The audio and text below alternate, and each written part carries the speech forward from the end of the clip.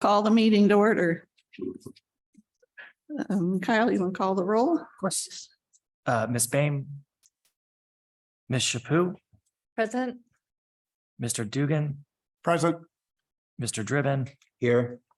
Mr. Eppers, Ms. Finney, Mr. Heil. Here. Ms. Johnson, Here. Ms. Kirkton, Here. Kyle is here, and Mr. Yockley. You quorum. Okay. We'll call for the approval of the minutes. They've been distributed. Are there any additions or corrections? I made a whoops and neglected to put the votes on the approval of the minutes. So I have already made that edit and will resend those to add that all voted in favor of approving the minutes and there are no nays. So I will send out that change. Okay. Anybody else? No. All in favor of approving the minutes? Aye. Opposed? Was there a motion? I move. Oh, you Yeah. okay, thanks. Matthew, second. Second. Yeah, Thank you. Okay. so there we are. No public comment. No governance items. Any member discussion and questions want to be raised? Matthew? I have one. I have been concerned about our alternates. They are putting in as much effort and work as we are. But they don't get to vote unless somebody is missing. I would like to change our rules so that they can vote whenever we vote and that their vote counts the same as ours and that they're full members. I don't see any particular downside to that. We'll still have to have a quorum, but I just don't like the fact that they're doing the work and not being able to vote unless people don't show up. And we can make our own rules. So I would like to propose that we include them as full voting members for everything. That's your motion. Yes. Is there a second? I would just say if it's allowed, I was under the impression that that was not allowed, but if it is allowed, I'm in agreement with Matthew. Second. Oh, yeah, sure, second. Discussion? Last time we met, we had some brief discussion about this, part of this issue at least. And I think council gave us counsel that we have the alternates voting through the process, but they had to be counted as alternates. Yeah, and I don't want to do that. I want to treat them as full members. Okay, so I guess my question will then be, does the city ordinance creating this body allow us to do that? Because there was a ordinance that was passed and amended, creating the alternates, and I just want to see if, is that possible? As long as you are not changing the basic number of votes or members who are necessary for the contemplation of a quorum, I don't see any reason why you couldn't do it. So you'd have to do it in the minutes. It's certainly a little unorthodox, but the flip side of it is, so what? It still comes back to, as long as you're not changing the basic number for a quorum, then you can count it. And as long as you, again, because an alternate can be counted in the quorum, as long as you're still saying it's 9, you're not changing that number, you're just changing how you're counting the votes, that's all. Then that would not run afoul of the ordinance, in my opinion. Can I ask a follow-up question? So right now we have 2 alternates. There are 8 of us here total. I can count quickly. A majority would still just be 5. It doesn't matter that they're alternate. Okay. Well, no, the quorum is 5, okay? So quorum is 5, and that can be regular members or alternates in order to get to 5. So once you've got 5, you can do business, okay? Mhm. At But- that point- sorry. Once you have 5, you can do business. So for the purposes of counting a vote, though, your majority is going to be the number of people present if you change the rule according to what Matthew has suggested. So let's say that you have 10 people present. The majority would be 6, not 5, which would be what you would need for the quorum, and what would be obviously the majority for the purposes of if you had 9. But your majority would change. So again, that's where you get into a complicated issue. However, what you're ultimately doing is making recommendations to council. So the vote in and of itself isn't binding in any way, except as to the recommendations that you send. So I sort of see this as no blood, no foul. That's from a guy who's been a soccer referee for a lot of years. Any other discussion? Nicole, you, I don't have anything to add with, if Neil's okay with it, I'm okay with it. okay. Well, shall we call for the vote? All in favor, raise your hand.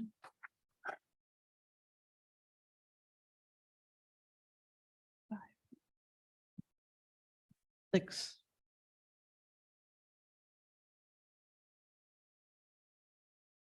So just so that I'm clear, so the way the rule would read is that as long as there is a quorum,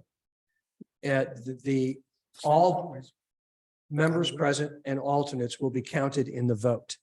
But the caveat is that also will change the number needed for a majority in order to pass a recommendation based on the numbers present. Yeah. Okay. It's the Just- I same just as wanna make sure before. we're clear on that. Okay, good.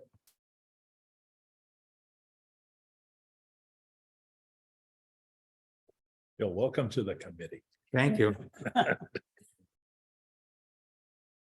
Okay. See here.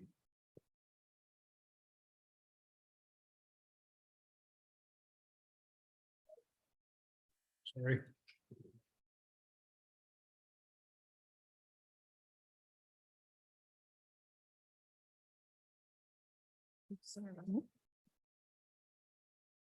Gonna go on to new business, and Neil, I asked you several questions and would really appreciate your guidance. Yes, ma'am. So, number one, this is great. This is very helpful in terms of coming forward and sort of seeing what's at issue and what's not. So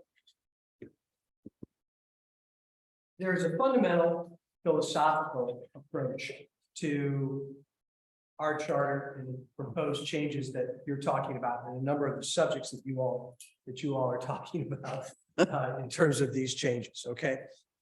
And let me start by saying that our charter was created in 1954. In 1954, when this charter was created, in order to do a charter, home rule charter, you had to spell out all the powers that you had. Okay. So even though they were giving you a grant that said you are a home rule charter city, you've got these powers, everybody put into their charter everything that you were going to do in generalized terms. And then by ordinance, you provided the specifics for how it was going to work. And that was how it worked up until 1971, when the statutes were changed. So in 71, the statutes changed, and there they said, you are now granted all the powers that are granted to the legislature in the operation of your city.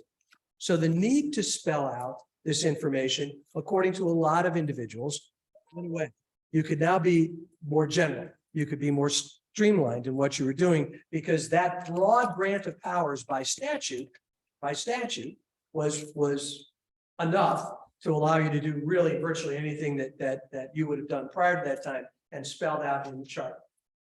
So there is a school of thought that says we can streamline all of these things. We can take out all of the boards and commissions. We can take out all of the very seemingly specific things that we've done in the creation of our charter in 1954. Here's my only caveat. and again, this is a personal bias, and I throw it out to you just so that you see it. And again, at the risk of waxing religious, the Lord giveth and the Lord taketh away. So this is granted to you by statute because the legislature changed this statute and said, this is what we're going to do. We have kept in all of those things that were pre-1971 that went with the original home charter. I think, not because anybody told me this, but this is a guess, why else would you do it? I think because people are concerned they could change it back or they could limit it. And frankly, you know, again, given the path our legislature has taken on a variety of things, who knows what they're going to do? So if you leave these things in there, even though they're not essential to the charter, they do no harm. All they're doing is talking, they don't limit your power. They don't create any limitations for you. They do no harm. And if the statute changes, if it reverts in some way or for some reason back to what it was prior to 1971, these protections are still in there. Now, again, is that being hyper careful? Probably. But I tell you that because that's something that, again, you need to think about as you go forward. It hurts nothing. Again, perhaps it isn't quite as brief as you would like. It perhaps doesn't have the elegance that you would like. But again, it does provide for things in the event that the legislature would change the statute yet again. Neil, No. I think it does do harm because it ties the hands of the city administration to reorganize. You have to go back to the voters. If you want to eliminate or merge departments or something like that, you'd have to go to the voters. And that's, in my mind, that's harmful. That's not a good way to operate. And just the US Constitution doesn't spell out which agencies there have to be. Again, that's correct. It does not. But again, it grants broad powers to the executive because it's only the Right. executive. There are some legislative agencies, but most of the agencies are created by the executive branch, and it creates those broad powers to do it. This is a little different. I mean, the concept is the same. It's like a constitution in terms of what it does in terms of giving you powers. But here, if you leave these things in, and there is a change that is made by the legislature, and again, you for whatever reason decide we need to fix it. You take these things out now. The legislative, the legislature changes the statute. Now to go back and add those things, you would have to do that again by a charter review, and you'd have to get all of those things approved. So once you take it out, you can put it back in, but again, only by vote. So again, you just have to weigh, and I respect your thought on that. It's how you see it, not how I see it in that regard. But again, it comes down to these things are in here in order to establish generally what the powers are. Is it essential anymore under the statute? It's not. Can you make these changes? You can. Okay. It comes down to a situation where being hyper careful. Neil, if we, I think in the email I asked you about 2.10, if that sentence, the paragraph was cut off, the council, upon recommendation of the city manager by ordinance, may create, change, and abolish departments or offices, period.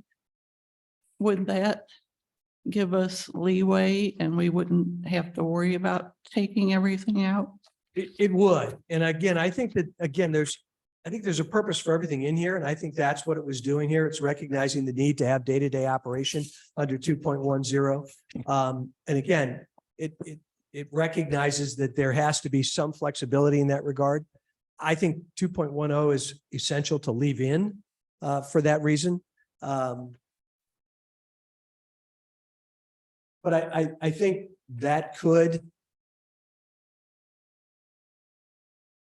if you were to outline all the departments there, so make this change, so this read, may change or abolish, may create or abolish the following departments.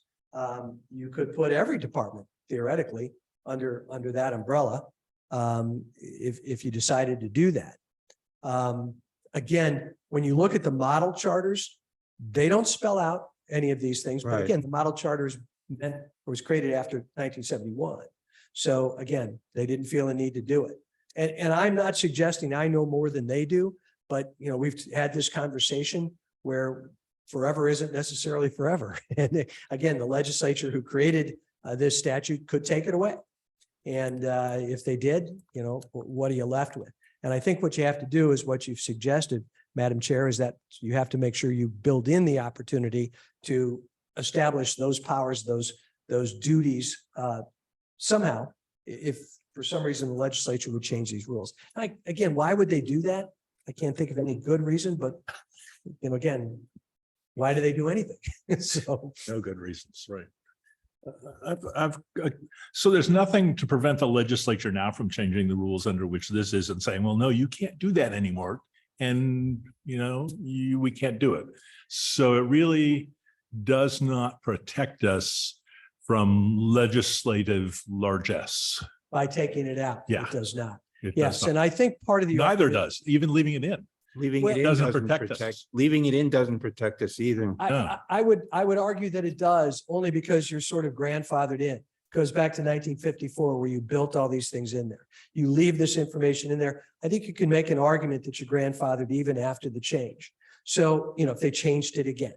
So, but again, I may be absolutely wrong. I'm prognosticating, who knows? You know, again, who knows what the makeup of the Supreme Court would be, who would ultimately rule on an issue like that? No idea. Again, I just think that there is some wisdom in things that don't do harm. Again, I recognize what you said, Paul, you think it does, but things that don't do harm, leave it in. Again, it may be a little bit redundant. It may be more than you need to say, but in some instances, I'd rather say too much than not enough. But then again, I keep dwelling on this. If the council and the city manager wanted to reorganize departments, they'd have to go to the voter. I read 210 as giving them the authority to do that. If the charter has a certain department in there and you want to eliminate it, you got to go to the voter. Well, except it says the council, upon recommendation of the city manager by ordinance, may create, change, and abolish departments or offices. Okay. Okay, so again, create, change, and abolish. So I think that pretty much covers it all right there.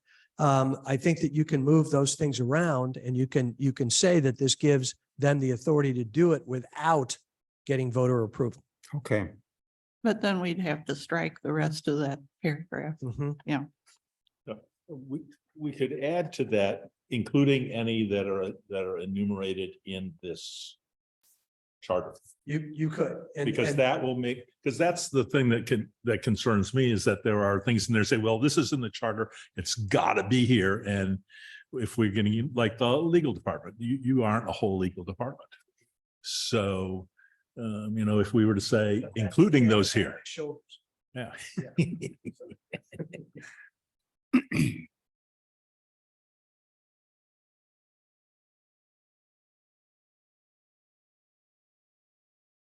Any more discussion on that point? Mm-mm. Nicole, you good? Yes, I'm good with that. Thank you. Okay. Right. I think the second thing I asked you about, Neil, is some people were concerned about the word morals in the Right. charter. So again, we sort of addressed this once upon a time. It's a bit of an anachronism, but it's a nuanced word, right? So what you're saying here is that you or the city council has the ability through the charter to establish the morals of the city. If we talked about it in terms of things like bawdy houses and bars and that sort of thing, where liquor licenses were once upon a time prohibited, and there are certain behaviors and activities that are prohibited. Part of what they're saying here is that the community should have a chance to decide what the community is. And so there's a thing that we're going to call morals that we're going to set out there. Again, it's an old-fashioned word. When you look at the history of how it's used here, again, I understand the nuance of it. Some people see it as restrictive. I don't see it as that way. I see it as, again, something that's supposed to be reflective of the city council's view of what the city of Webster Groves should be, what the ambiance is, what the environment is, what the atmosphere is. Morals plugs into that description. Now, again, is it necessarily a good word? Not necessarily, but I don't know of an alternative word. when we're talking about those things. So like, it doesn't have to be read as necessarily a limitation. What it does reflect, I think, is the council's ability to set a tone. Is it an essential word? It's not. I just want to make sure you understand the historical purpose of it. I don't think it, I don't think it's a limitation necessarily. I think it's a power. That's what it's done here, not to prohibit, but to empower. I didn't read it as a limitation.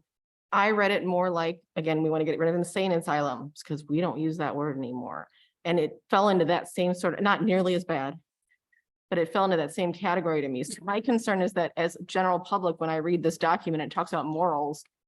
It makes me think it's subjective judgment that maybe isn't appropriate.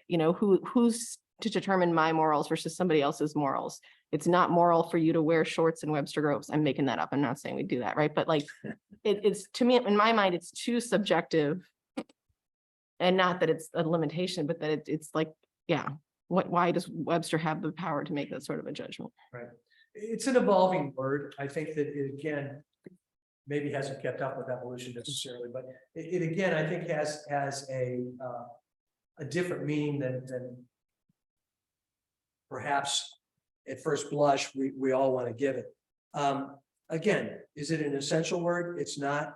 I mean, you could take out moral and you could put in tone. That although that really doesn't express it the same way. I'm having trouble finding a synonym for it that would be workable.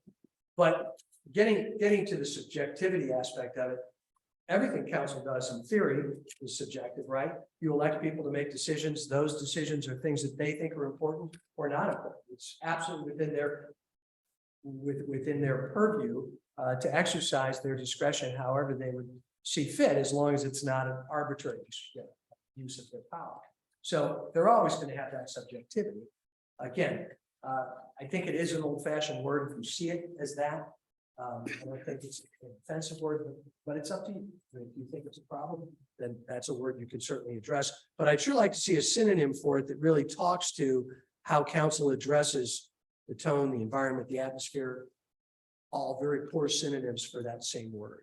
I guess I have a philosophical difference. I don't see it as the purpose of government to decide people's ethics or morals. Well, I don't see that word necessarily as ethics or morals. I see it, like I say, as a broader word than that.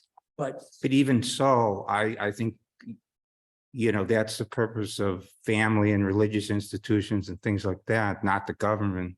no, I understand. But there are things that you could make an argument for that says we want certain kinds of businesses and not other kinds of businesses in the city because of what we want the environment to be. That would fit into this category of morals. So again, if I decide, and we have rules right now that limit strongly. Once upon a time, we prohibited things like tattoo parlors. We didn't want it, and we prohibited them. Again, is that a morals issue? Maybe, but again, when we use those terms, or we use this term in order to provide the power to do that sort of thing. Can council decide that they want certain kinds of businesses and not others? Yeah. Yeah. But again, is that something that violates someone's ethics or morals? Maybe. But again, it's a power that council has. So all I'm saying is that word plugs in to this. And it's hard for me to argue for it. Other than to say, again, it's a power that council has to sort of determine what the tone, environment, or atmosphere would be. But I don't like any of those synonyms. I don't know that community standards gets us anywhere either. But that's probably closer. That's actually, I think that's probably a lot closer, community standards. But that community standards is a very broad term itself. Yes. Even broader than morals, maybe. Well, as I'm reading this, I'm just not detrimental to the health, safety, security, or general welfare. To my mind, Just drop morals the is word. unnecessary. Like we could just go away. But Yes. And it still accomplishes the same thing, but it doesn't give that negative subjectivity. feeling. Mhm. It is all subject, but at least we're basing it on health and safety and not a vague word. I looked around at a number of other charters and most of them have that phrase, but it's always in the context of health, safety, security, morals. Again, can you take that out and still maintain the spirit of that? You can.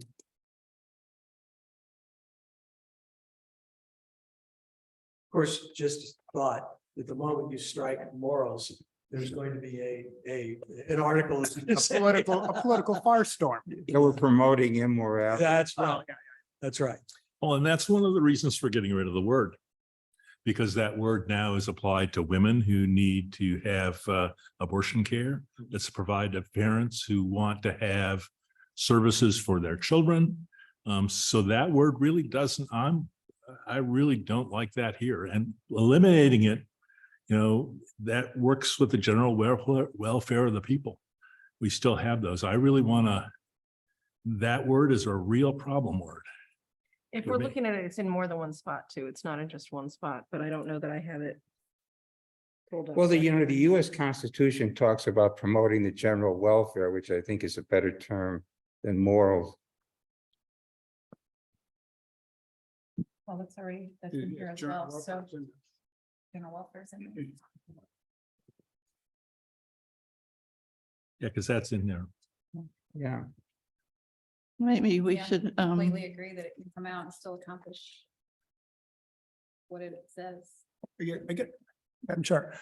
I guess, Neil, what we're looking for, is there some legal reason we need that word in there? I mean, I know there's a political perception issue potentially, but So where you see this when these sorts of things are litigated, I did look at some cases on Westlaw to see how they use this word. And again, they use it very generally like I did. Again, if I'm a residential community and I want to maintain it as a residential community, they use the morals clause to say, we don't want any businesses here. We want it to stay as residential, but not that way. They call it the health, morals, safety, security, or general welfare. We would decide those things. Do I think you got that or somehow eviscerated by taking out that word? I did. So I can't find a single case that says somehow or another you've limited the power of the council by taking out that word. Again, it's going to be perceived that way, but that's another question.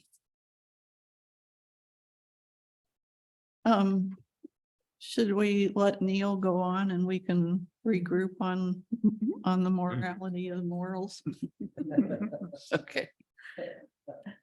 And my third question to you, Neil, was that there's so much in the charter that is out of date, things that we don't do anymore. And I feel like if we don't address them, we're kicking the can down the road. And instead of just coming through with a fell swoop and cleaning this document up. And it's a lot of stuff. And I know people are worried about how much we throw on the ballot. And is it too much? Can it be divvied up between 2024 and 2025? Maybe council doesn't even want to look at it, but. So I think you can do a lot of cleanup just by what you've suggested with 2.10. All of those things that you don't do anymore. I think there's a lot of power right here to do it. And I think, again, you can simply delete these various sections and say by eliminating this because it's covered over here, although you wouldn't put that in the ballot language, right? That would be part of the explanation or the education that you would provide to people. So I think that there are things that you can clean up. And again, if you want to go to the 1971 changes, you can abbreviate this significantly in terms of, all the departments that we talk about and the things that, again, we don't do anymore. So there's a lot that can be done in that regard. That's just a matter of sort of working through the language, which goes to another one of your questions. Our charter actually has different language than what the state statutes require. And so every time we have had, or the few times that we've had charter changes, we've had to get on the phone with the Board of Election Commissioners and we work through what that language is going to be and just how it reads. So there are things that we would want to change just to make sure that we're bringing ourselves into compliance with state statute as they exist right now. Like how do we actually set up the charter language one way or another? It can be complicated. I went back and looked at our past ordinances from 2001 or 2, whenever we did the last charter amendment. And they were long. They were very long. But again, you just have to trust people to read it and then make sure that you're educating people as to what's out there. It's going to be a significant amount of work to ultimately boil this down into language that's acceptable, particularly since the county always starts with the vision that we don't want any more than 50 words. Well, that's not going to work. But you know, for the proposed language, you're going to have. Now, for the strikes, that's going to be easy, but we might have 25 things on the ballot. I would tell you to do it as much as you can all at one time, because the cost of elections is high, but that's another story, and council's going to have to decide that ultimately. But all of these changes can be made. We can abbreviate this significantly and make sure that we are compliant with the statutes as they exist from 1971. So. Okay.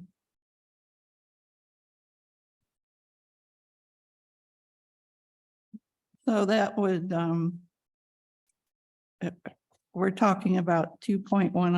2.10, making these changes here to talk about change, alter, Yeah, and abolish. and then if that passed, then by ordinance, we could get rid of the insane asylums and all that other stuff. No, you'd still have to go through and eliminate all the language that you want to eliminate, or all the sections you want to eliminate from the charter. Okay, Now, again, if it's language that's only in the ordinances, then you've got power to do all that. yeah. But in terms of the charter, every word in the charter that you want to change that hasn't been previously approved. So the gender-based changes we approved apparently in 2002, we just didn't go through and apparently make all those changes. Everything that you want to change, every word that you want to change, I think has to get public approval. Because it's a chart. And ultimately it is what creates the power for this council, this city to operate. And you may say, well, gee, that's a small word. Somebody else might not think it's a small word. And so you'd be in a position where, again, we'd have to justify that. I think every change that's made is going to have to go before the voters. Okay. So. Which is one of the reasons it's such a daunting task. Yeah, it is. It's like spaghetti. But this helps tremendously. Thank you. So again, as to Article 5, same thing. Department of Finance, can you delete it? Yes, because that's more of the administrative. Department of Public Works, yes. Department of Personnel, yes. Department of Law, certainly. Boards and commissions, again, yes, because I think that's something that could be created. I would tell you that there are some things I would leave in, even if it's the briefest of references. You don't have to have everything in there, but again, I would leave most of these things in, at least by title, and say you can do this, and then let the details be worked out in the ordinances. But again, looking at the case law post 1971 and the statutes 1971 and post, you would certainly have the ability to do all that.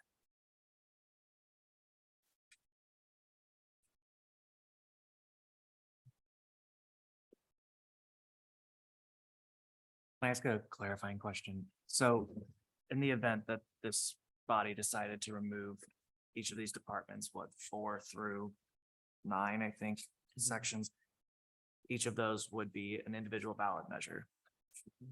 Okay.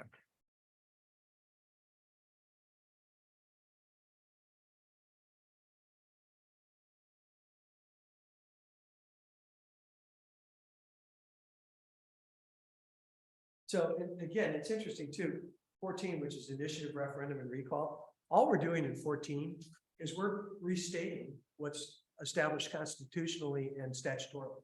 So again, even 14 is not essential. However, there are people who argue, and I think that there's wisdom in this, that part of the reason you include those things in the city charter is information. So that when people are interested in referendum or initiatives regarding actions taken or not taken by the council, they can look at the city charter and look at this and say, oh, here you go. Otherwise, you'd have to have someone who would have the understanding or wherewithal to know, I've got to look at the Constitution and I've got to look at the statutes. So there are some of these things that are included in here just because it's information. And again, you're trying to give people a little bit of a roadmap in terms of understanding what council does and how they do. So think about that too with all of these other provisions. You don't have to have quite as much detail as what's in there, but I think making sure that people understand these things are there and that they serve a purpose, that these departments do exist in some capacity. I don't think that's a bad thing. Again, that's a personal preference, it's in your mind, But think about that, because I think the informational part of that is also very important. I think if the information is correct, it's helpful. I think right now, when I read it, it's not helpful because half it's wrong, so you don't know what to trust. You know, there's not a law department or there's not a personnel department. So then how do I know to believe that the other ones are real if those things aren't real? And that's where I get lost in like, I don't want to deal with this charter. Well, I don't know what things are wrong. I mean, we have a Department of Finance, we have a Department of Public Works, we have a Department of Personnel, we have a Department of Law, we have boards and commissions. I mean, all of those things exist. We have planning and zoning. They're not wrong. The only thing that we don't do anymore is we don't maintain the police and fire pension in this capacity that we do in another. Yeah, So- I think what she's referring to maybe is the personnel is now human resources, but it's not listed as that. And I thought we didn't have a law department because Yeah. you're not a department, you're a person. Right, But the that's- language is That is the wrong. language, yeah.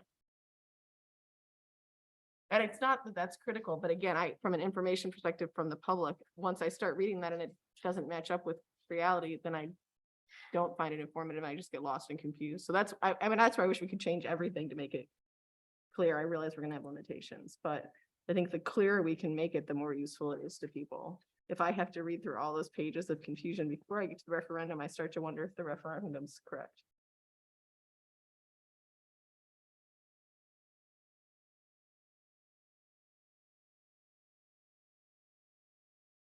Neil, in 14.9 voting, where Katie says the state wants a yes or no. And I don't want to put you on the spot now, but we'd probably need language that is appropriate to say yes or no. So we submitted every time we've submitted it according to the charter language, and then Board of Election Commission calls and says, we're not gonna do it that way, we're gonna change it, and we do, Yeah. just because we have to bring ourselves into compliance with state statute. So again, I would tell you that ultimately the language and the way it gets submitted is gonna be the statutory provision versus what we. Okay. Okay. So should we change for the ordinance and against the ordinance to yes or no? Yes, Okay. we should. And again, they're doing that because the argument is that it's clear, you can understand better what it is you're voting for. So, and that makes sense to me, but again, I'm a bit of a purist when it comes to this. My vision on it is the charter says this is how we gotta do it. We at least have to submit it that way with an idea that we're gonna change it at the end. Yeah. Okay. So Madam Chair, what you're asking, guess Neil, to go ahead and start drafting a suggested language for 14.9? Do we want to do that yet or not? I know what it is. I can show you. Okay. That's not complicated. Okay. Okay. But we do have to make that change. If we do nothing else, we have to make that change. Okay. All right. Any other questions for Neil?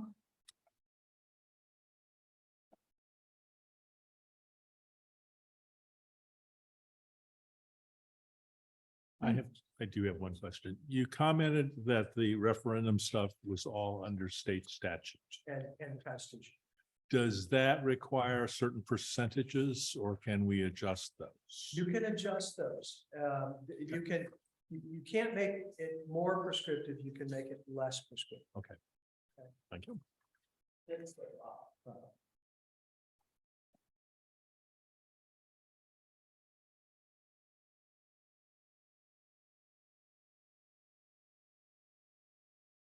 Okay, thank you, Neil, very much. Okay. So when is our next meeting? The 25th, April 25th. Fortunately, my trial schedule was slowed down a lot. So if there's any questions between now and then, if you want to email them to Chair and she can email them to me, or if you want to email them directly, that's fine. And endeavor to make sure I answer them. I have to get to my next meeting, so I'm gonna take that.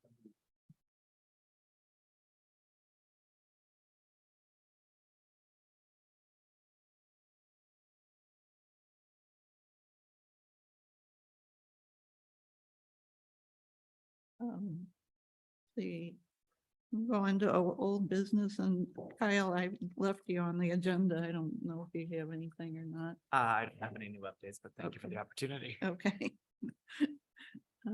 Joe, you want to talk about public engagement subcommittee? Yeah, thank you. Just briefly, just an update for the full committee or full board. Our public engagement subcommittee met last week. Last Zoom. Thursday. Last Thursday by Zoom. Had a discussion. We do have an initial draft of an online survey, just tries to cover the waterfront of the issues.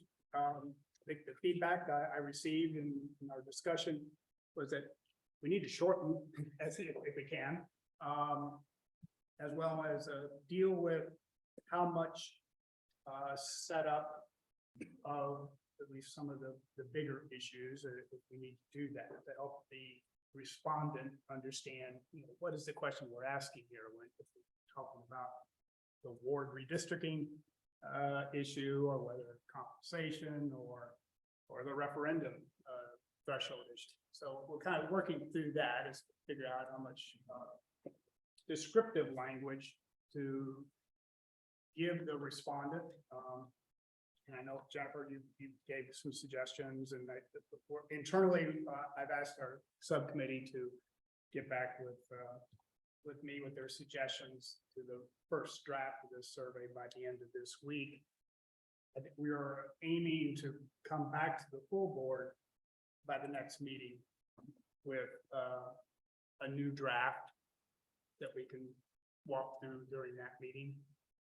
I've initiated discussions through Dr. Peoples to reach out to Jen Starkey of the communication staff of the city, and perhaps look at limitations or possibilities using SurveyMonkey as a tool. And I think we can do this survey through SurveyMonkey, and we'll just have to figure out how long and how much words we actually need to do that. It's just the discussion we're having here today is the kind of symbolic of what we're struggling with on developing the survey.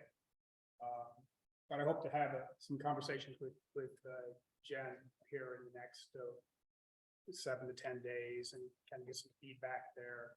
Maybe we'll even mock up survey into a format, and we could walk through that and do just kind of a test run.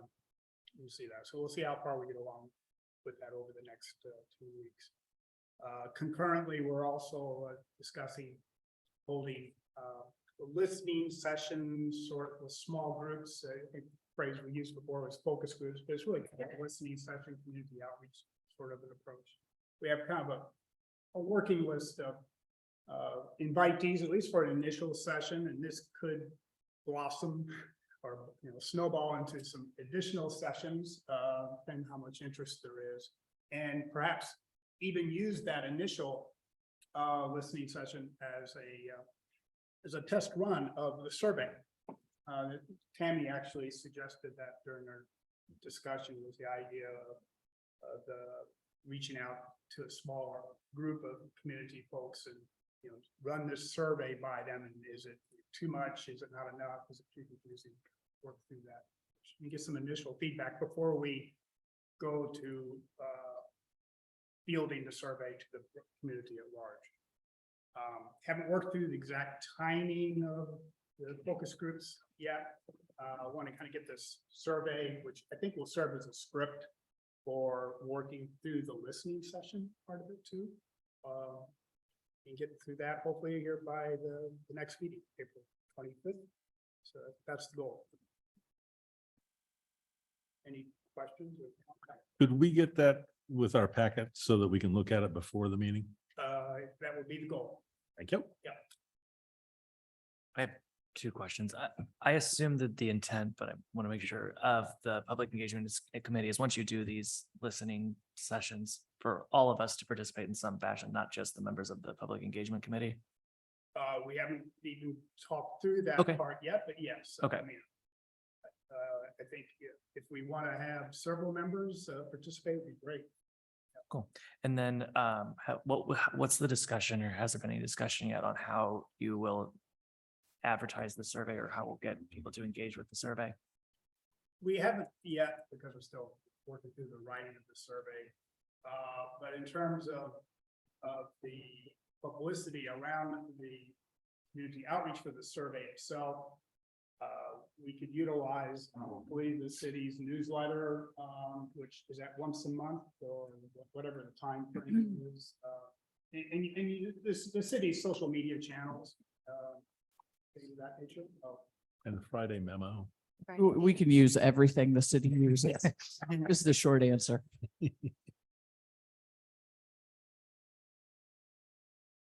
Sure. Thank you. Any other questions? Thank you, Joe.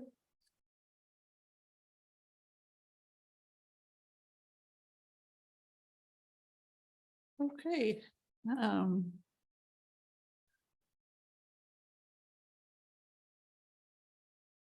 My mind is spinning about the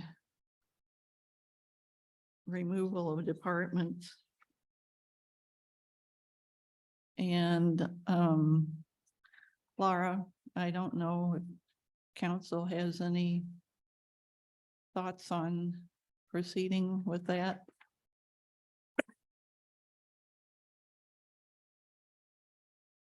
I certainly have thoughts, but no, council hasn't had a discussion, so I think it would be unfair of me to presuppose what the entire group would do. But again, I'll go back to, I think what I've said early in this process. We've charged you with the job. If this is something that you all want to recommend to us as an important endeavor, then that's up to you all. Again, we'll do our own prioritization. It might not match yours, but we want to hear what yours is. Okay. So I want to go back to 2.10. And striking that language after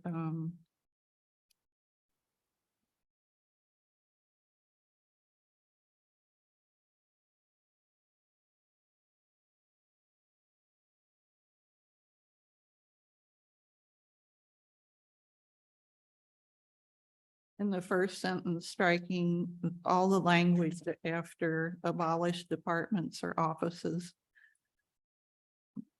And I would like to have feedback. Is everybody in agreement on that? Matthew? Yep. Certainly would give the council and the city manager flexibility.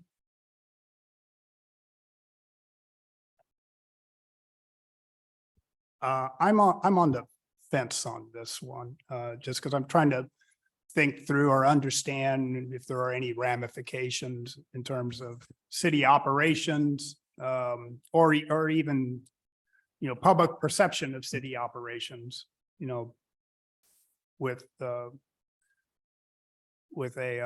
complete, excising of the language.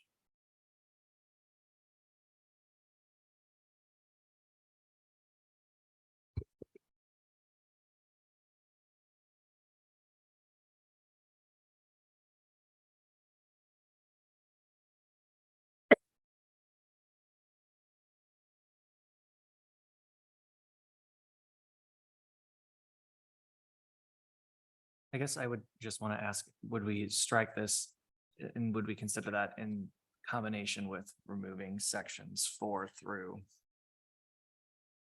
9? Or is this separate action? Yeah, it would be separate action. And I think what I heard Neil say is you may want to leave departments in as a title. I think it's all open for discussion, but I guess what I would like to see is, again, pulling this issue off to the side there, and what would that package of changes look like? Again, to Kyle's mention, what are the changes if we do 2.10, and then what are the other pieces of that all come together so that that we're able to provide in our report to the city council a rationale for doing this, and here is what, the city's operations would, the authority that would still underlie that. I want to feel comfortable that that's there. I think if you just did the deletion of the sentences in 2.10 and left the departments in, that would give the council leeway to make changes. They could be in a separate move, they could be presented for elimination, the departments. I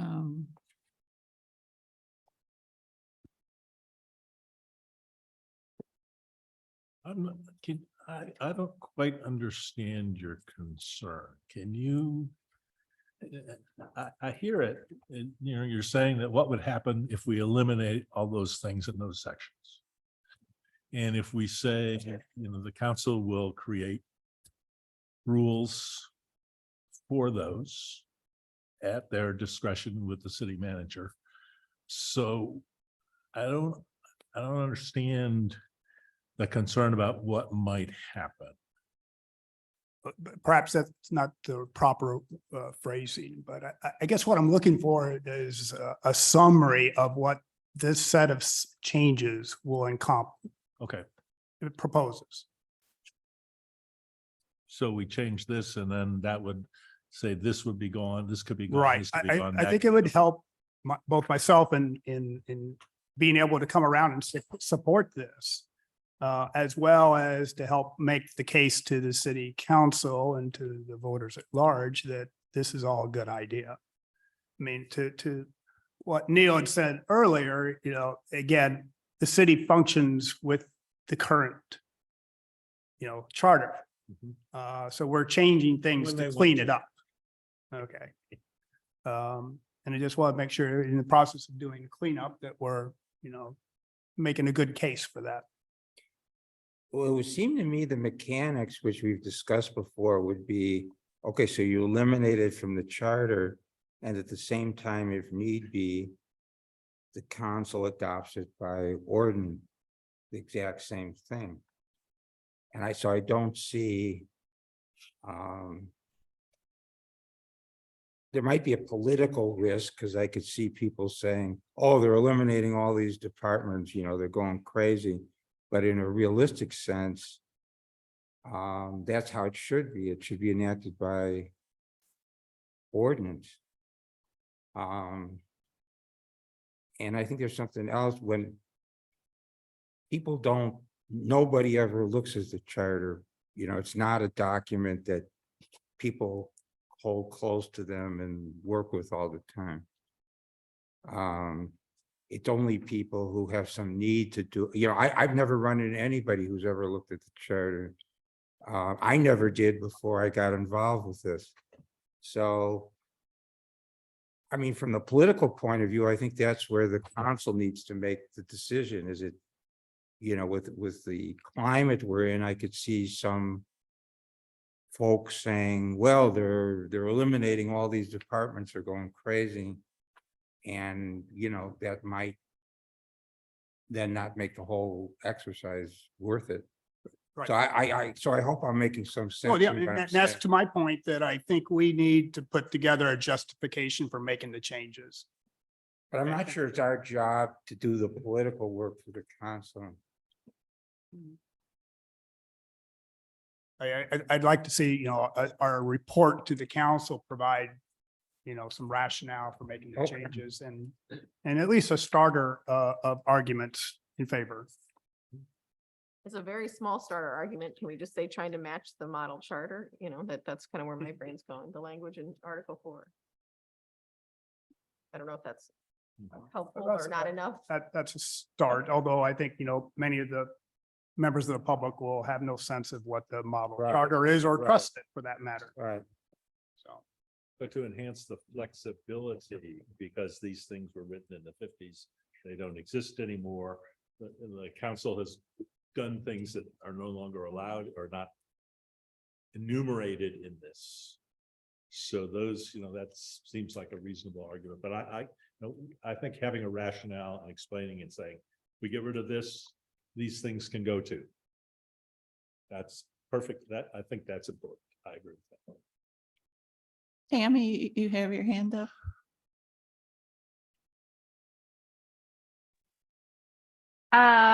I was wondering, so if we're trying to kind of make it clear why we're striking all of these things and not alarming people that departments would be abolished, that's a bit of a harsh word.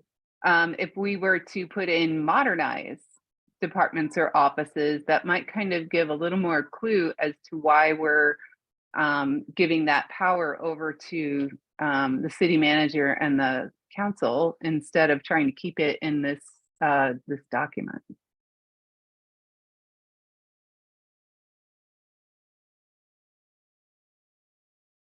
I would wonder though, if we need to keep abolish in there since it was already there and since it is a power, like, I agree with you about the wording, but as an existing word, I don't know if we want to remove it. If we're changing the whole paragraph, can't we just change the whole paragraph? We can, we were just talking about only removing things, and so now we're actually adding. Yeah. But adding or modernize as a extra phrase in that would be fine.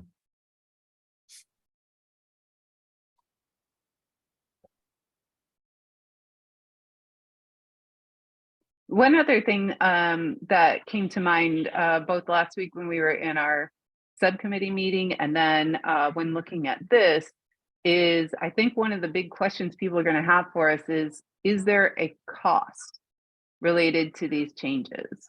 And so this is obviously going to cost a lot of time of the council to go through and make sure that there are no gaps, when if this were to take place. But I don't know if there would be any costs involved. But I have a feeling that as we send that survey out, that's going to be one of the first questions our community may ask of us.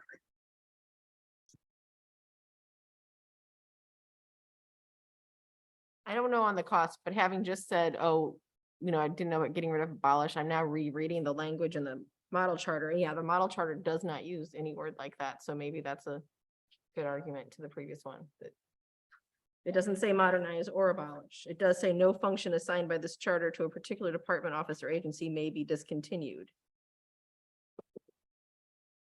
or assigned to any other. That might be challenging. I don't know.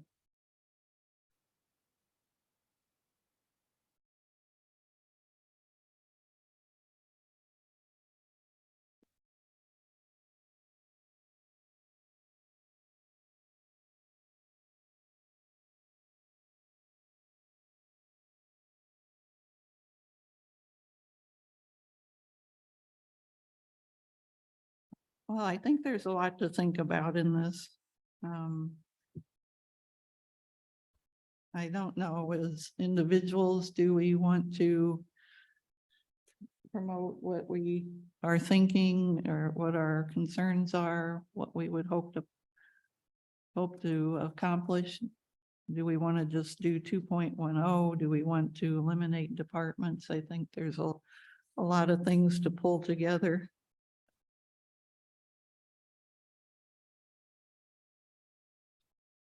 I guess I would be concerned if we didn't take that stuff out, it would be confusing to have it in there, but then have these other ordinances that maybe contradict or aren't completely consistent with what's left sitting in the charter.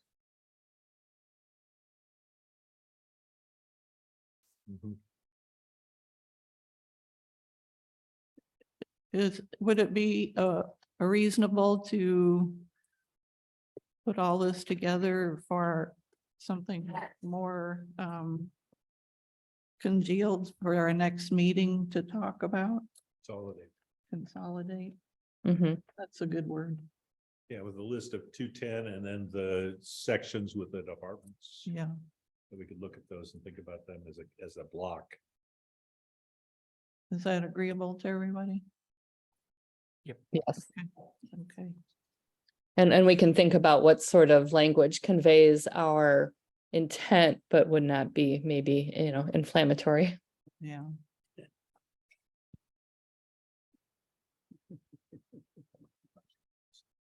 Dr. Peoples, do you have any words of wisdom for that?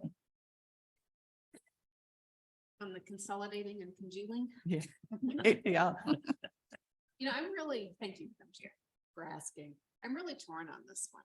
As we went through and did staff priorities, I was leaning towards, sure, an ordinance makes sense. It does need to be modernized, I believe, as Ms. Baines said. And I still think those things, and without meaning to be political, just local government has been under attack, and that may be too strong of a word, but No. just across the nation. And so when I think about that, and just even whether it's school boards, libraries, that sort of thing, is there a reason to keep departments in there? Is it a protection for community? And again, protection may not be the right word. But where are we going? What are those departments that this body, as well as the council, thinks are fundamental to governmental services? So perhaps there is a reason to leave those in. But again, when we started this process, I was all about ordinances. So it's a hard one. And I don't know that there's really a right or a wrong. I think it deserves lots of conversation as you all are giving it. Okay.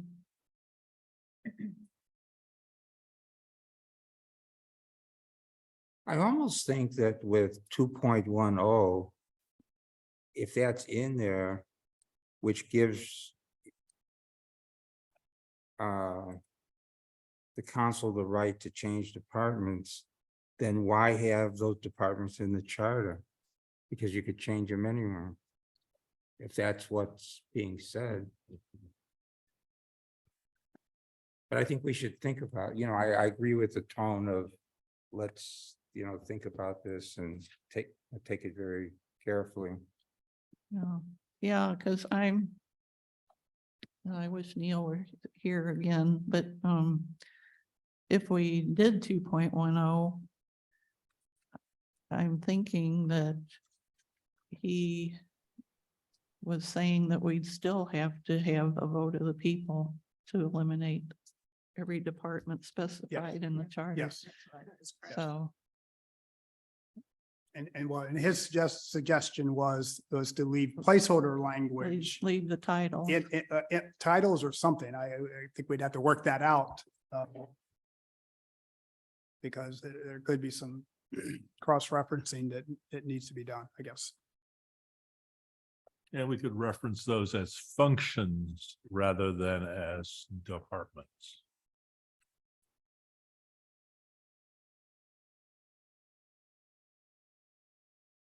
Again, to my point that we need a document. Someone needs to kind of grapple, bring this together into a working summary that kind of makes the case here and shows what things would have to, the package of changes that would be part of that. Yep. Yeah. Tammy?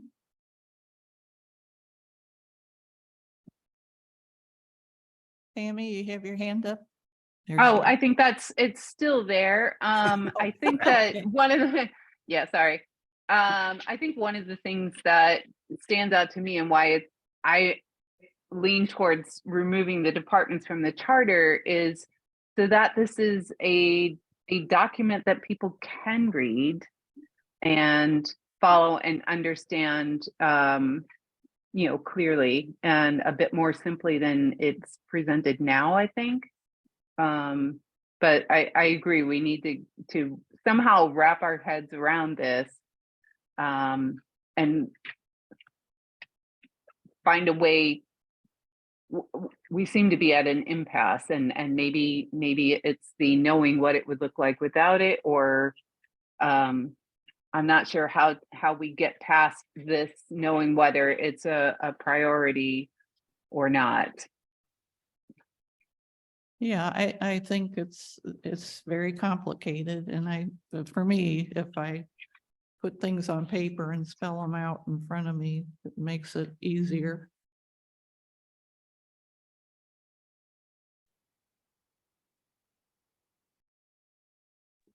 I will Is say, that something, sorry, is that something that maybe we need to do? If we're having trouble envisioning this document with some of these things removed, is it really hard to have, a beta document of like some sort of proposal of what it may look like in the future? Would that be helpful, or is that too much work and without much return? No, I think that's the only way we're gonna be able to move forward on this question. Is to do something of that sort. Yep.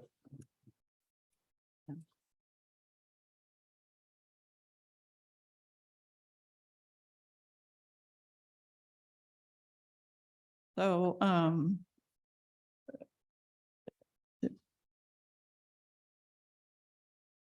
I'm happy to sort of begin an outline and send it out, or does everybody want to do their own thing and bring it back on the 25th? Why don't we have, I mean, you can start out, I'd be happy to help edit and cut and paste. And Okay, we could pass that back and forth before sending it out. And then other people can look at it and edit that as well. does that work for everybody? I find the Google Doc thing, or if it's Matthew's editable Word, whichever way, really helpful to be able to actually write things in. Like, it's been really helpful in the survey to have the Google Doc and actually be able to just say the comments there. So I think Mhm. something where we can jointly look at it instead of everybody doing separate things and coming back and having a mess. Okay.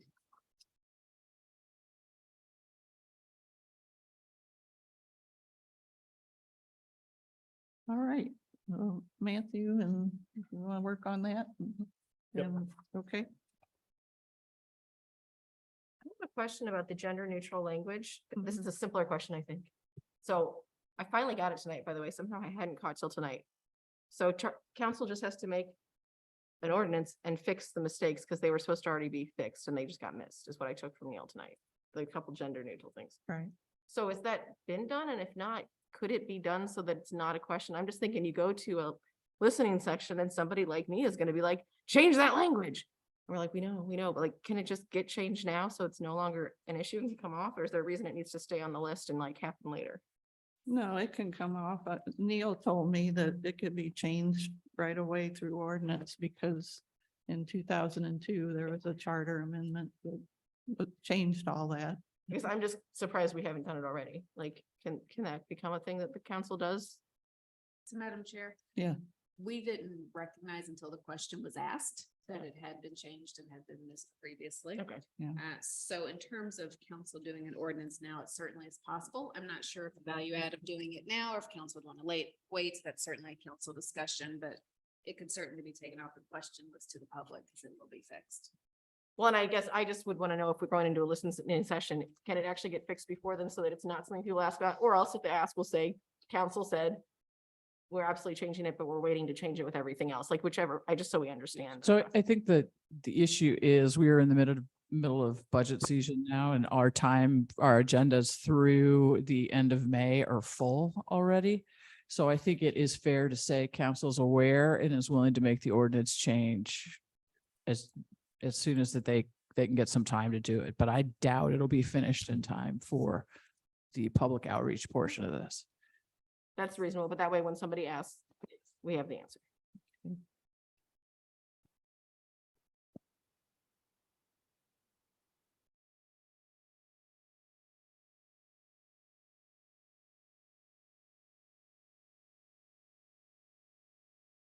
I think, Laura, you said that the council liaison role was going to be done by ordinance, defining that.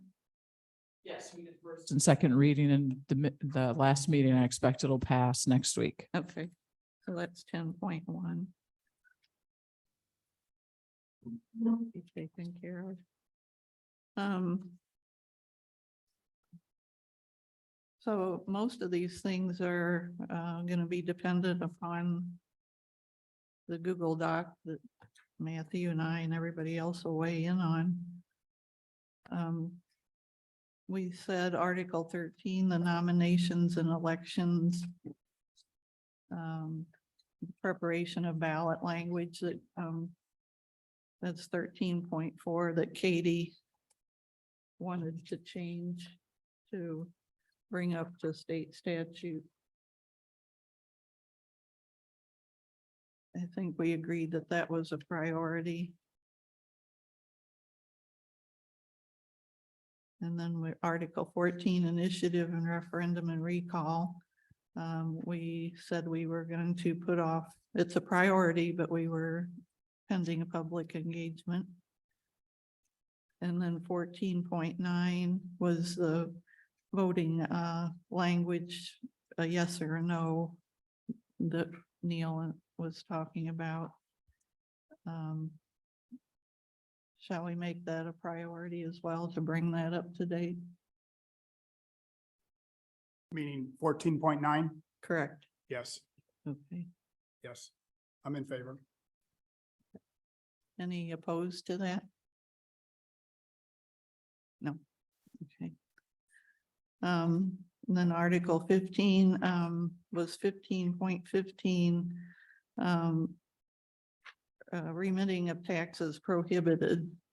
There was one member that would like to see that disappear, but does anybody have any thoughts on that?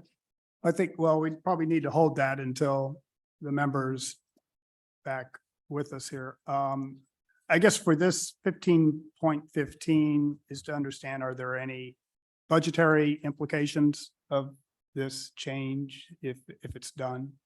Yeah, there would Yes. be. Yeah. Hugely. There are only budget implications if an ordinance is then passed. Essentially, this is giving permission to the council to consider something. There's no immediate budget impact. Okay.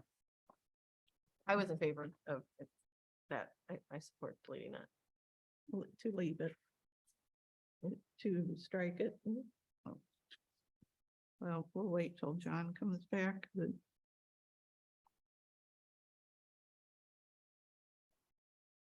And then 15.7, whether to prohibit appointment to boards and commissions for unpaid taxes.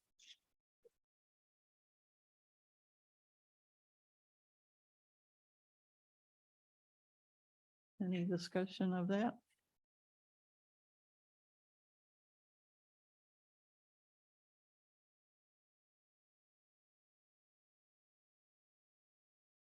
I assume by unpaid taxes there they mean delinquent taxes, right? Not due and owing in the normal course of business. Is that what it means? I guess, I don't know, Dr. Peoples, could you clarify on 15.7, the unpaid taxes? And I get, building on what Paul's asking here, I guess, what city taxes are involved, or are we talking about county taxes too? Because that's the bulk of what we all pay is to the county. And that's 15.17 minus state. Oh, 15.1. Eric, Sure, I'm happy to. So which one are we on again? Just make 15.17. Seven. So city taxes, to be very clear, your property taxes are still city taxes. We are the taxing authority that is assessing them. The county is simply our collector of revenue. We contract with them to collect for us. So we would interpret city taxes to be any arrears that you would have on your property taxes to the city, that portion. Now, generally, if people have not paid their property taxes, they haven't paid the whole bill. If it is a split payment, the county applies that equally across the pieces. We would include any of our local taxes, so a business license if you had any other issues. Generally, we have not viewed things like a parking fine or such as a tax to the city, those types of fine issues. However, if you are in arrears and in relation to a permit, something in that relation that has been flagged before for review. The one that is tough to do is sales tax, but theoretically, if you are a seller that is behind on sales tax, we can access the state records to look at that. But again, our limits of use on that and how to go about explaining to the public why we're taking an action is limited because we're required under confidentiality not to release anything. So if I were to say, John Doe hasn't paid his taxes, that'd be a violation. And even if we say we can't appoint him because he hasn't paid taxes, there's a violation there. So I know that's a lot of answer, but it's really property taxes and any direct issue taxes that we would issue as the city. Then follow up. How would it be implemented? I mean, would this be a self-reporting that, the person gets nominated to the city plan commission and they have to file some kind of an affidavit saying I'm up to Not a- speed on my taxes, or not- is this something that city staff would have to look up? City staff look it up. It's really that level of it. We know our delinquent taxpayers, those reports are provided to us in terms of property taxes. Again, we know in general, it takes about 30 seconds for me to pull our database up on anyone on our local taxes, business licenses, the issues, things that we issue directly, if they may be in arrears or late on their payment. But there is no affidavit required. I think all of you filled out the application that is very much similar to what any board or commission member has filled out, for the city in the last many years. And do we require that this apply to the elected officials, meaning the city council people, right? I'm trying to, I mean, you can't run for office. right, Yeah. yeah, okay. So it'd be basically extending that concept from the elected people running for office to appointed. In here as appointed already? Yeah, It's in here that way as appointed already. I thought the thing we were talking about is whether we should include county taxes and licenses. Because we've already got the language here for city taxes.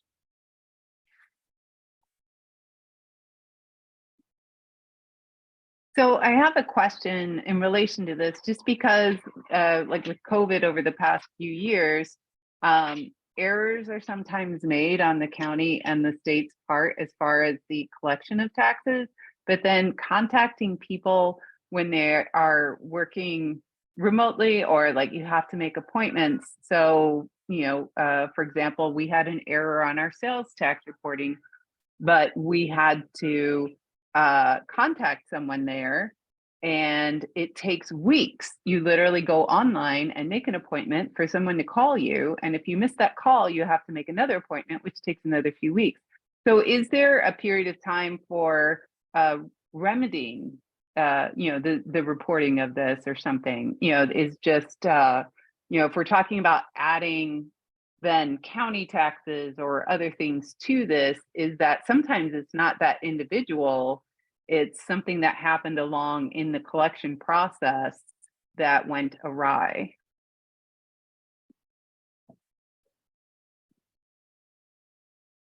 Madam Chair, Mrs. Bain's comments are accurate. The state, from my perspective, is historically inaccurate. We get tax due letters, or by law, we are required to shut down a business that hasn't paid its sales tax. And we know full well that they likely have and that they are compliant. And it's just simply the processing in Jeff City has not caught up to the check yet, essentially. And so we have, in that relation, taken a very slow enforcement hand to that process.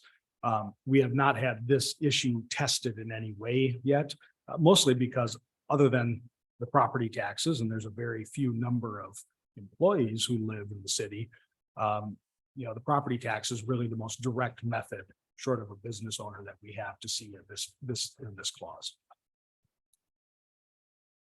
Can I clarify? Because either I've missed it or it's not what we're saying. I mean, when I'm reading this, the change would be to extend what's already here now to go to boards and commissions as opposed to just the office. But or am I missing it? I thought that was the proposed change. That is correct. Okay.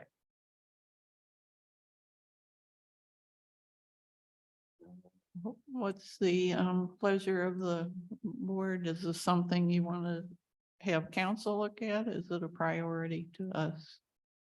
I'd vote council just to limit. I guess I personally could go either way on it. I don't see. The question is, how often does this ever come up? Yeah, I would agree with that. It's not a priority to me. Okay. I mean, to address here at this point, I guess. Not a priority for me, other than I do like the idea of being consistent on both the elected officials and board appointees. Conceptually, I like that idea. I mean, I'm fine with that, as long as it doesn't cause a whole lot of extra work for city staff or in these other, we've clarified now, how county taxes are part of it, how they're defined here. So I'm more comfortable with it. And boards and commissions, because those are the two, so that would just be, we would just expand it to those. Yep. I agree with you. I think it makes some sense. I just don't think I care enough with everything else. I'm not opposed to it. It's just not. Yeah, that's how I right. feel. Agreed. Nicole, were you gonna say something? Oh, no, I agree with that. Okay, so let's have a show of hands. It's it's for council to consider.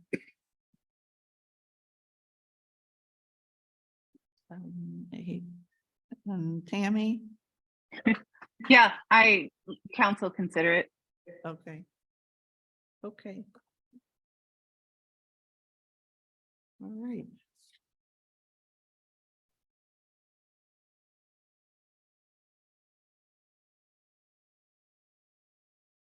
Madam Chair, Yes. could we go back to on Article 14 section? Just to clarify, and Eric, I think want to double check the numbers that were provided on the votes cast and registered voters thing, and just, Is But that that- the chart under 14.1? yeah, at least on Matthew's setup.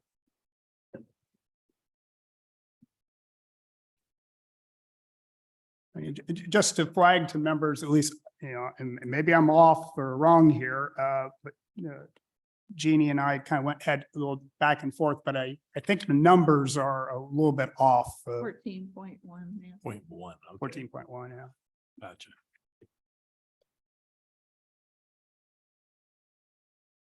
But just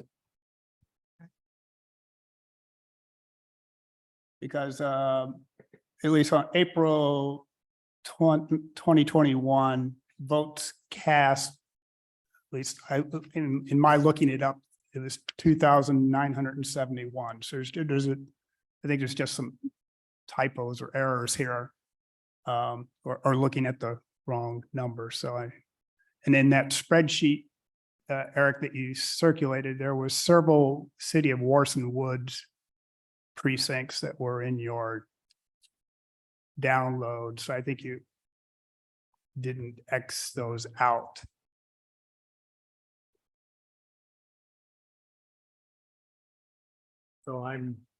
So not to disagree with you, but Please do. pulling it up right now. I come up with the election day ballots cast, maybe this, what'd you say again, 2,987? 2971. I have 2,987 total ballots cast on this report from St. Louis County, so. I'm just Right. gonna- Well, you go to their website and there's differing information there. So I, Pop in and gonna do that right for you right now, so. Sorry. Matthew. Yeah, you are fine, no problem. Can you see that, Nicole, what I just put up?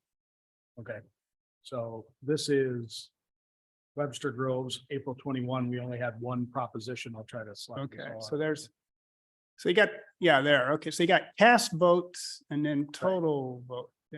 I guess which of those set of numbers are we supposed to be using? Great question. I think it's probably ballots cast. I'm assuming that, but so cast votes was for just this issue. Now, there was only one issue for the council for the whole city on. So I don't know what these other 15, 16 votes got sent. Yeah, some spoiled ballots or I something. think, yeah, maybe that's So- oil. So, but I don't know what the system, that's a matter of interpretation, which one of those. And then numbers- maybe we'll need to go back to Neil and get a clarification or from, Well, I can ask Eric Okay, Fay at all the right. election board. So this Would would- those be, sometimes don't they kind of, are those provisional ballots or something? Or what do they call that when somebody doesn't have 100% of everything in line and they hold Yeah. it to the side? yep. That's provisional. Mhm. But anyway, my point with raising the question of the numbers here is just, we need to get locked down on which set of numbers are correct to be using, particularly when we go to the survey process, because one idea is that we're going to need to probably, if we go forward with a question on the registration versus total votes cast and threshold levels, is probably show some comparison of how the change, different percentages or a different method would look and what the impact is. And we need to make sure we're using the correct registered voters, correct total votes cast, because that's the current charter language. Well, whatever the operative number is there, and then we can do the percentages out to show that. So I looked at the mayoral 22 election. And looked at the number of votes cast and the number of registered voters from the county site. And that's what's up there for that, because we had a lot of people, it was kind of a contested mayoral election. You guys may not remember that, but there was a lot of people interested. So at any rate, so I looked at what those would be. And those are the various percentages and numbers based on that mayoral You're election. using votes as votes cast? Votes cast. Okay, so again, just make Well, sure we are yes. using the right phrasing here. And when I looked it up on votes cast, the numbers, just to show you a little difference, that St. Louis County Election Board site said 6,603. But, whatever the right numbers are, it just, because if somebody's going and looking up on the county election Board of Elections website, I want us to make sure our numbers match that. And I may have rounded that because people don't pay any attention to those numbers. I know. So. Except me. And it's not going to change. No, it Yeah, doesn't change the overall, but Right. again, just make sure we got the right set of numbers. Because I'm with you on, Yeah, because this is where I got that was from their election site. So, but it could be, I would be likely to round, although I wouldn't have thought, well, 3, that would be a rounding. I'll be happy to pass around. I mean, No, I got the links. I did a set and people double check these and make sure I've done it correctly, because math is not my strong point.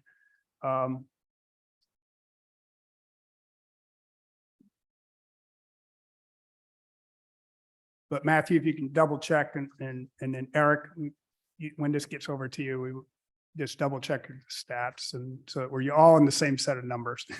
I don't mean to be further pedantic, but also that's just votes cast. There's 6,708 ballots. There's people who voted. Right. That didn't choose to vote for mayor. And I think I don't know, and to Madam Mayor and to the city manager, I think prior to even going out, you may want to confer just how the city has interpreted that. The 22 election will have a vast difference of votes cast between the various offices. If you look at, the alderman's race, that was 3, every person could cast 3 votes, right? The councilperson's race. So, I don't know how we've interpreted it in the past. You may want to get the very clear, definitive answer so that you can, at least we're all starting from which office do we look at Agreed. to figure out. Well, with all this confusion about it, that's a good reason to base it on registered voters. So I have a question. When it says here, the votes cast in the last regular municipal election, is that where we were talking about the even years? Is that where that came up? No, Or it's is it every year, every April? every municipal election? I mean, one option was to play around with making it every even year election with higher turnout, but right now it's just every municipal election. Okay, Meaning the April election. Right. The April election. Great. So like we could include the data from this most recent election last week. Yeah. Yes. Okay. Which will be certified in another week or 2. Should be up on their website.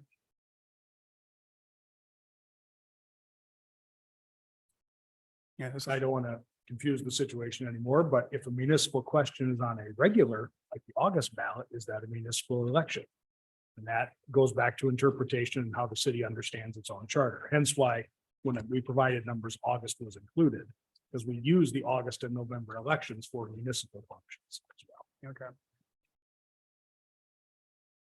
I mean, this whole part of the conversation makes it seem like the easier route would be just to go with a percentage of registered voters. Yes, I think so. amen. Yeah, Yep. and then it just becomes an issue of the percentage Mhm, of what's appropriate. mhm.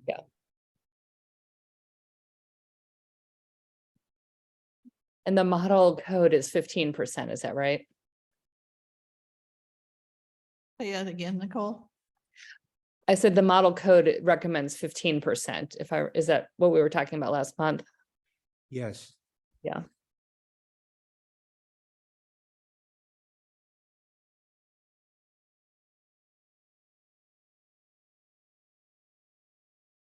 Okay, should we move on to items for the next meeting? We have 2.10 in our Google Doc about abolishing boards and commissions and departments.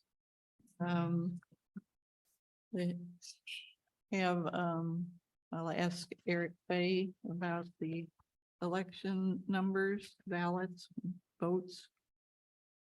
Do we, would Neil be the one that would write an amendment to our bylaws for allowing I can work alternates? with them on that. Okay.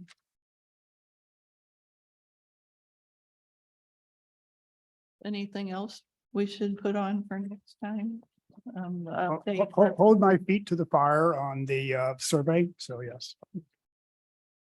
Can I just ask quickly about the Google Doc? Can we, not to be selfish, but can we make sure that's a Google Doc and not a Microsoft thing? Because I do not have the ability to edit a Microsoft item unless I want to pay $100, which I don't. You don't need to pay anything for this. To edit, I do. No, you don't. Well, you can comment, you can't edit. Well, no, that's set for everything. So it's, yeah. I have a note that says I cannot edit and I need to get full Can access. we look at this together Sure. afterwards? Yeah. Although I do like Google Docs, so I'm. Shall we take a vote? It's a joke. But I will. Okay, so our next meeting is April 25th. Do we want to set another meeting or wait till then and see where we are? I'd rather set a meeting and then if we didn't need it, we have it, because if you wait to the 25th and say, can we do it in 2 weeks? I'm gonna say, no, I don't have any time. Okay, I think last time we spoke about this, we said second Monday and fourth Tuesday. Oh, that does sound Something. familiar. We can continue with that. Or we can, no, say I that again, Kyle. think we said second Tuesday and second Monday and fourth Tuesday. So that'd be May 8th, is that right? The 8th and then the 23rd. At the same time. I will not make it on the 8th, but I think it's a reasonable. standard to get.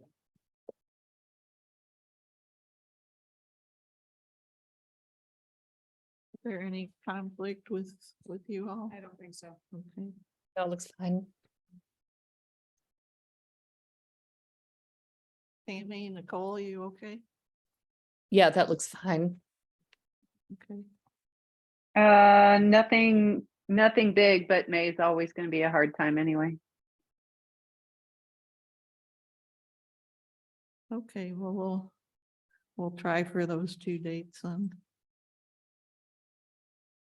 Is there a motion to adjourn? Matthew, a second. Joe, second. All in favor? Aye. Aye. Thank you, everybody. Early.